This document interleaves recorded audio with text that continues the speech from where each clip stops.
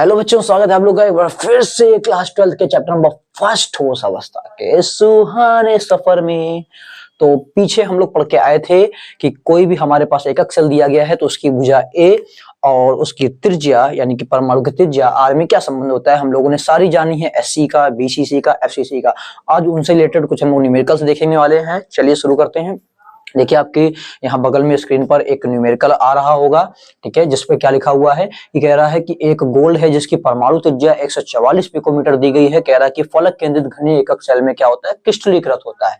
तो पूछ रहा है कि इसकी कोर लंबाई ए और दो निकटवर्ती परमाणुओं के बीच की दूरी बताइए कितनी होगी। ठीक है, तो एक बात ध्यान रखिए, दो निकटवर्ती परमाणु के बीच की दूरी का मतलब होता है उसका व्यास। क्या होता है? व्यास। ये बात ध्यान रखिएगा। चलिए शुरू करते हैं हम लोग। तो हमको क्या बोला गया है, कह रहा है कि त्रिज्या जो है आर जो है कितना है, आर कह रहा है 144 पिकोमीटर आपको दिया गया है।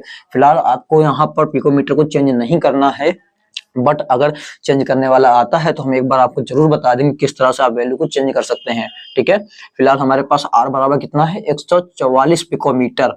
और हमसे क्या क्या बोला गया निकालने के लिए, कह रहा है ए की वैल्यू निकालिए और कह रहा है दो निकटवर्ती परमाणुओं के बीच की दूरी, उसको हम लोग बोलते हैं डी यानी कि व्यास। कैसे, जरा एक बात समझिए।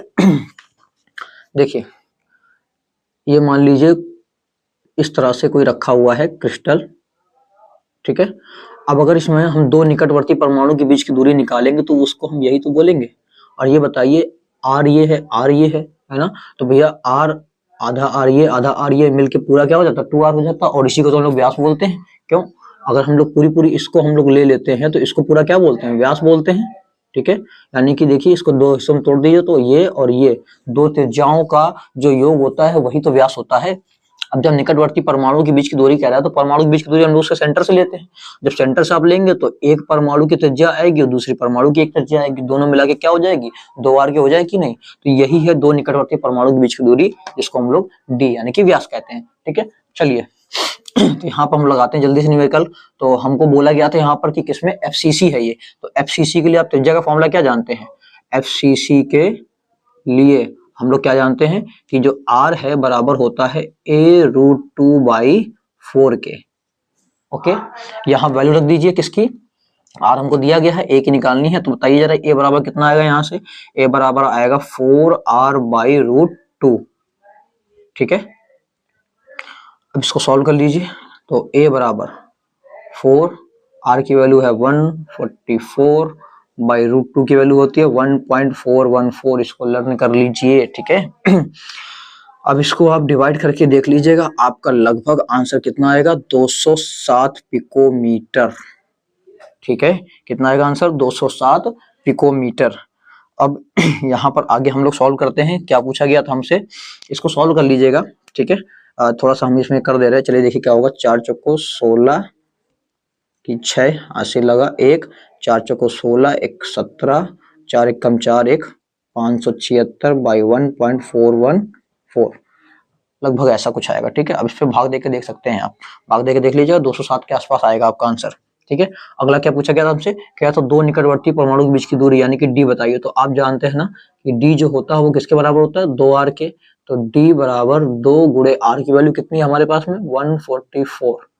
तो डी बराबर कितना आ जाएगा, इसको गुणा करेंगे हम लोग तो ये आ जाएगा हमारे पास 288 पिकोमीटर। ओके, तो एक आंसर ये हो गया हमारा और एक आंसर ये हो गया। उम्मीद करेंगे आपको समझ में आ गया होगा कैसे वैल्यू रखनी है। एक आध सवाल हम लोग और देखते हैं इसके। यहाँ पर थोड़ा सा मिस्टेक हो गया है, ये 207 में कितना आएगा, 407 आएगा, क्योंकि देखिए 1 है ना, 1 से आप इसको डिवाइड करेंगे तो लगभग कितना आएगा, 407। ठीक है, तो अगला सवाल हमारे स्क्रीन पर ये दिख रहा होगा कि एक काय केंद्रित जालक है बीसीसी, जिसकी कह रहा है कोर लंबाई 352 पिकोमीटर है। ठीक है, तो बोल रहा है कि इसकी क्या करना है, आपको त्रिज्या निकालनी है। तो चलिए देखते हैं इसके लिए क्या होगा। आप जानते हैं कि यह बीसीसी के लिए त्रिज्या का फॉर्मूला क्या होता है। ठीक है, उससे पहले लिख लेते हैं किसने दिया क्या है। कह रहा है कि बीसीसी जालक है, जालक कैसा है, बीसीसी। ठीक है, बीसीसी जालक है हमारे पास में। ओके, और इसके लिए कह रहा है कोर लंबाई कितनी है, 352 पिकोमीटर।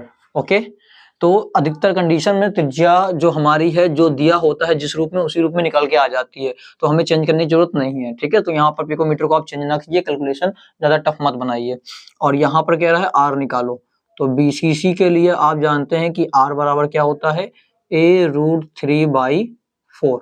ठीक, यहाँ पर हम लोग क्या करेंगे, ए की वैल्यू रख देंगे, तो आर इक्वल टू हो जाएगा, ए की वैल्यू हमारे पास 352 इंटू √3/4।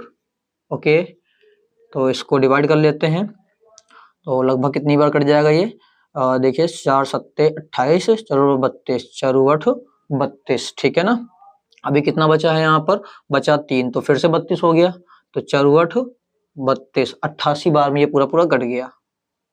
और √3 की वैल्यू आपको पता है कि 1.732 होती है।